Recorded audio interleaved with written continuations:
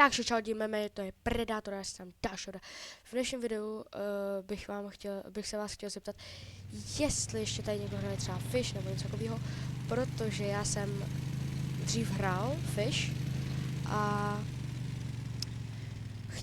chtěl bych se k tomu zase vrátit, protože mě to zase začalo bavit. A chtěl bych se vás zeptat, jestli byste chtěli nějaký video z Fish, a jestli jo, tak já budu rád. V tomto shortu si enchantíme ten protože jsem si nově koupil tady ten Champions Rod. Takže počkáme. Tak a jdeme na to, jdem si to enchantnout. Priest, luck, increased, lure speed, poker speed. No, to nevypadá špatně.